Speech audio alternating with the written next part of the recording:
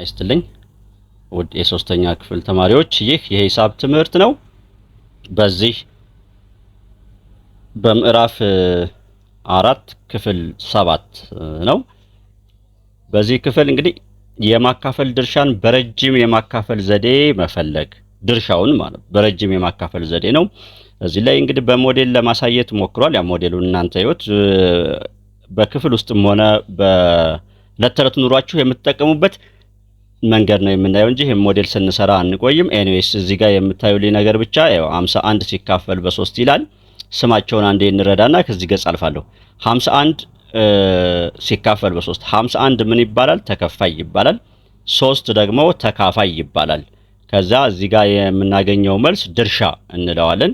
እናም በሞዴል እዚህ ጋር ያስቀመጠው 51 ነው። 10 10ዎችን አስቀመጠ። 10 10ዎች እዚህ እንደምትመለከቱት አንዳንድ 10 ደረሳቸው። ከዚያ በኋላ ቀሪውን 2 10ዎችና አንድ እዚህ ጋር ተቀመጠች።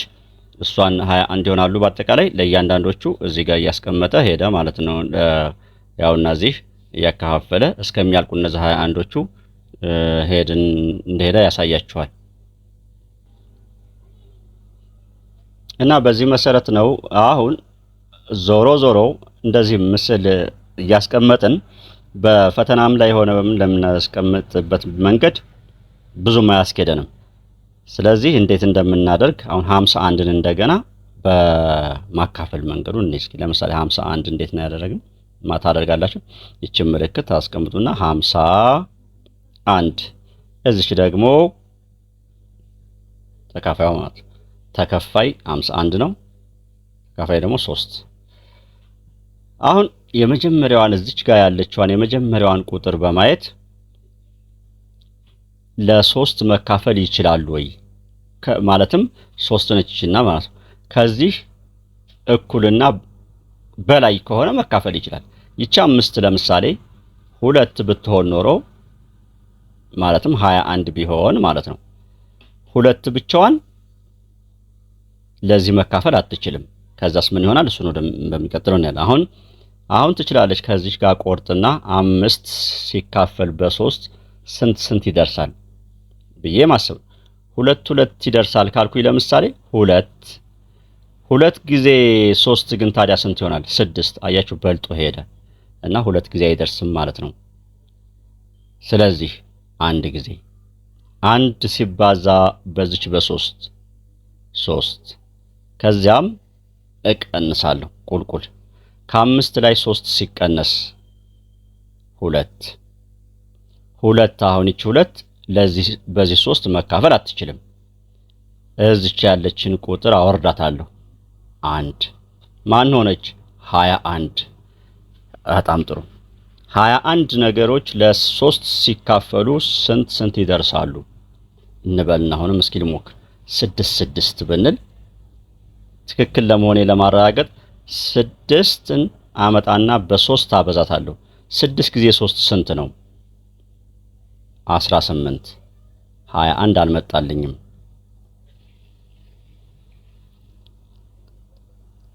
7 ጊዜ ልበል።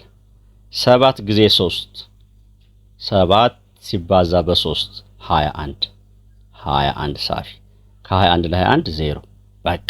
ስለዚህ 17 ይሆናል። ተደጋጋሚ ምሳሌዎችን ስለምናይ ችግር የለም። አሁን እዚህ መልመጃዎች ስላሉ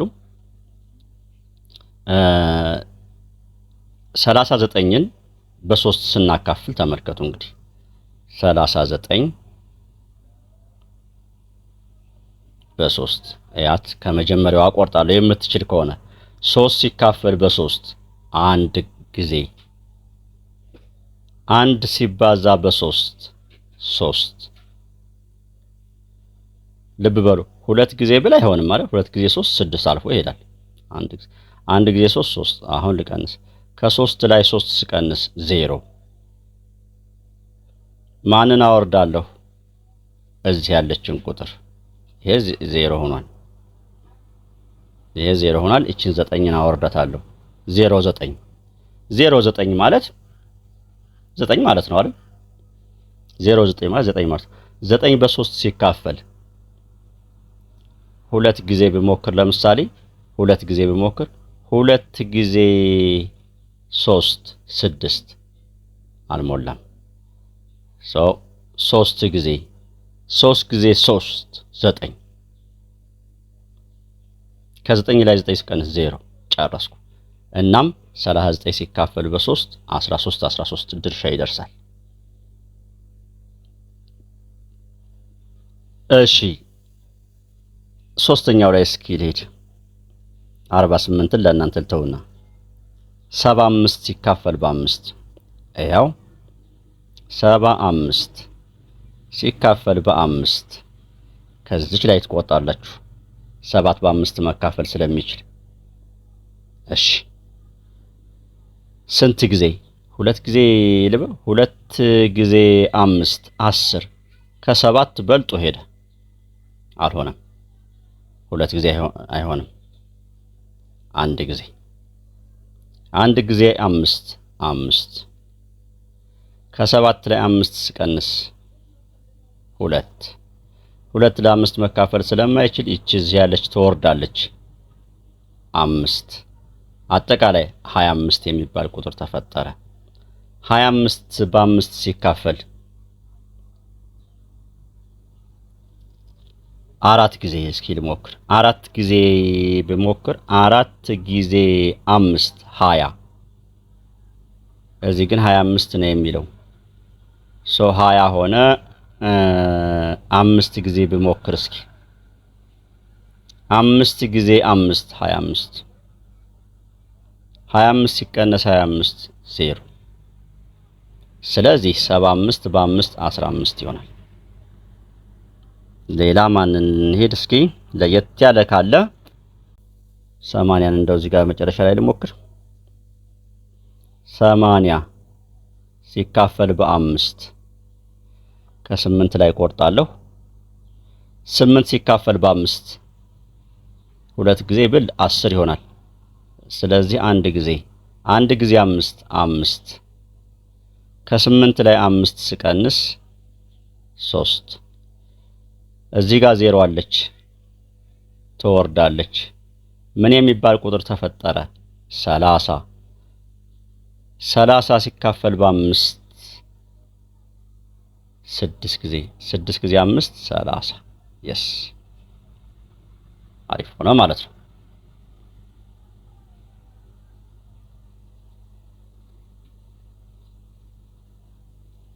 አንድ እስኪ በራሴ ምሳሌ ልስጥ እና ከአንድ ላይ መቁረጥ አይቻልም ማለት ነው። አንድ በሁለት መካፈል ስለማይችል በዚህ ጊዜ ወደ ቀጣዩ ቁጥር ሄዳለሁ።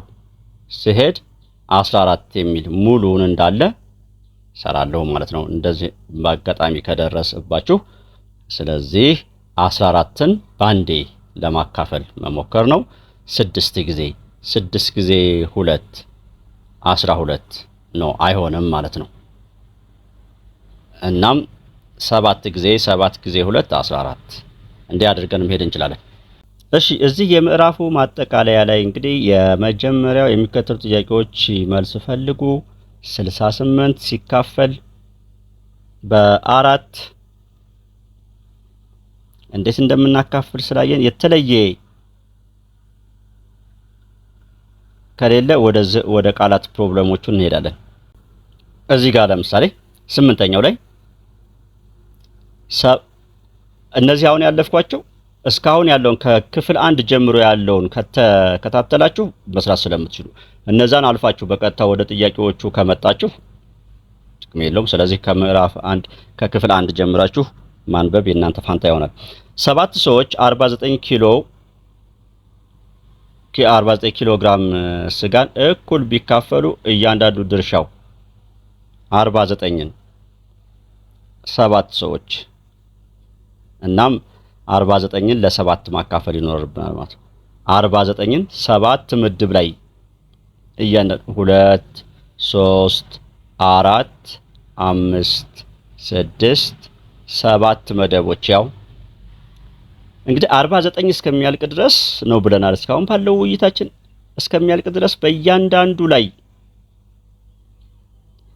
7 ሰዎች ናቸው 49 ኪሎ ግራምን እና በእያንዳንዱ ላይ እየጣልን እንሄዳለን።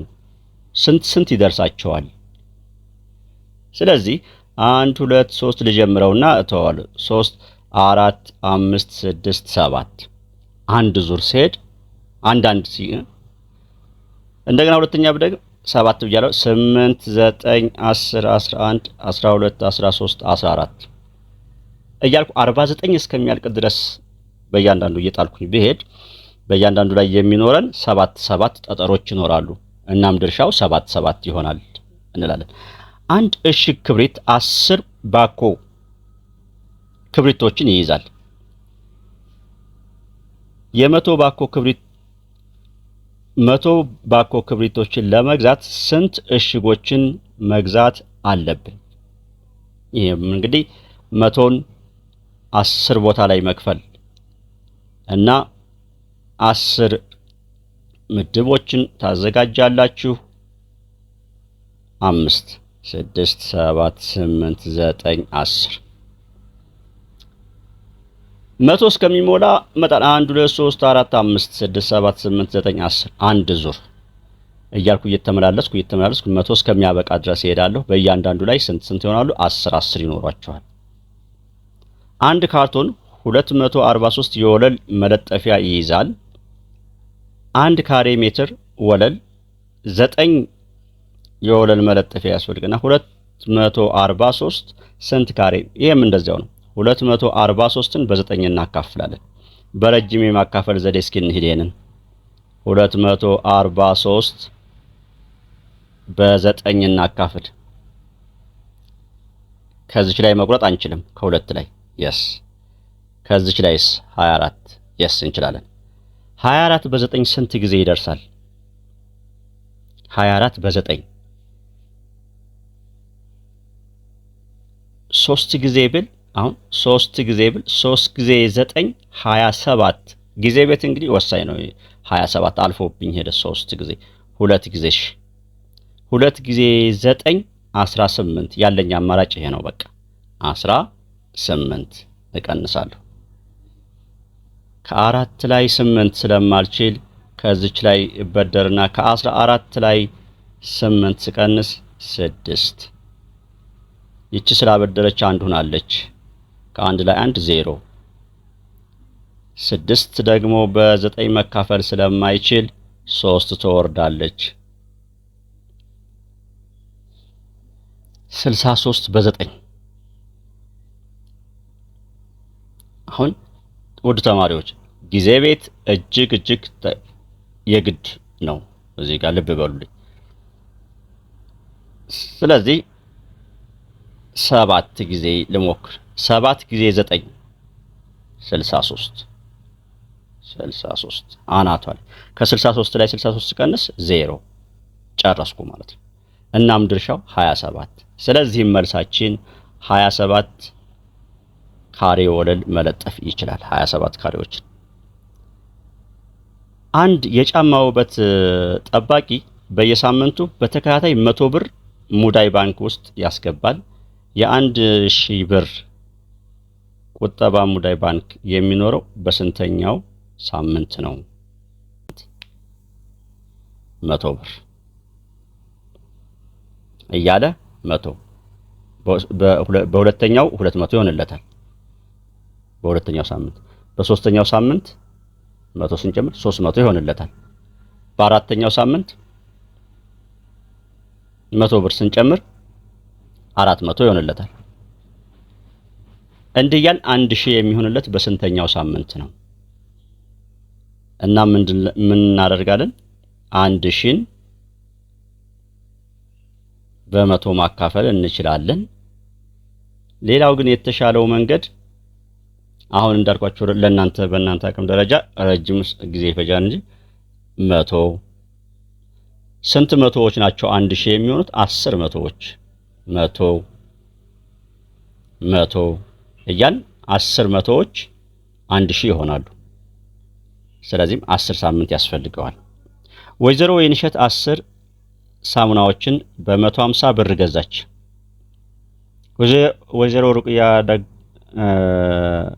ወይዘሮ ሩቅያ ከዚያው ሱቅ 15 ተመሳሳይ ሳሙናዎችን በ225 ብር ገዛች። ወይዘሮ ወይንሸት ከወይዘሮ ሩቅያ አንድን ሳሙና በቅናሽ ዋጋ የገዛች ማን ናት? አሁን በ150 ብር ነው የገዛችው። ስንቱን? 10ሩን። በስንት ብር ማለት ነው? 150ን በ10 ስናካፍል 15 ብር ገዛች። ወይዘሮ ሩቅያ ከዚያው ሱቅ 15 ተመሳሳይ ሳሙናዎችን በ225 ብር 15 ሳሙናዎች በስንት ብር?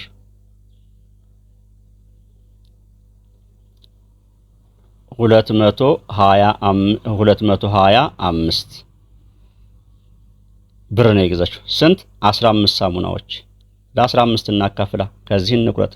ከ22 ላይ 22 ሲካፈል በ15 ያው አንድ ጊዜ ነው። አንድ ጊዜ 15 ስለማይችል ከዚች በደርና 12 ከ12 ላይ 5 7 ይቻ አንዱ ናለች።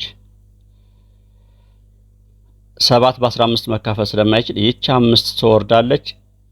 እንደ 75 በ15 ስንት ጊዜ? ለ15 5 ጊዜ 5 ጊዜ 15 75 ስለዚህ በ15 ብር ነው የገዛችው። እና ምንድነው የሚለን? ከወይዘሮ ወይንሸትና ከወይዘሮ ሩቅያ አንድን ሳሙና በቅናሽ ዋጋ የገዛችው ማናት? ሁለቱም እኩል ነው የገዙት። የብር መጠን የተለያየው የሳሙናው መጠን ስለተለየ ነው፣ ስለጨመረ ነው። አንድ የበጎ አድራጎት ድርጅት 1000 እርሳሶችን በብር 2500 ብር ገዝቶ አንድ ክፍል ውስጥ ለሚገኙ 40 ተማሪዎች አከፋፈለ። ስንት እርሳሶችን? 1000 እርሳሶችን ብር በ2500 ብር ለ40 ተማሪዎች። እያንዳንዱ ተማሪ ስንት እርሳሶች ደረሱት? 1000 እንግዲህ በስንት እናካፍላለን? በ40 100 ሲካፈል በ40 2 ጊዜ 40 80 ከ100 ላይ 80 20 ስለማይችል እቺ 0 ትወርዳለች። 200 በ40 ሲካፈል 5 ጊዜ 40 200 25 ደርሷቸዋል እንላለን። ይሄ በረጅም የማካፈል ዘዴ ነው። ምዕራፍ 5 አለላችሁ እዚያው ጋር ከሌለ ኢንኬስ አስቀምጣለሁ፣ ግን እንዳለ ገምታለሁ። አየውና ምዕራፍ 5ን እንቀጥላለን። ነገር ግን እዛው ጋር እንዳለ ገምታለሁ። ኦኬ፣ መምህር መሐመድ ነኝ። ለዛሬ እዚህ ላይ ጨርሳለሁ። ቻው።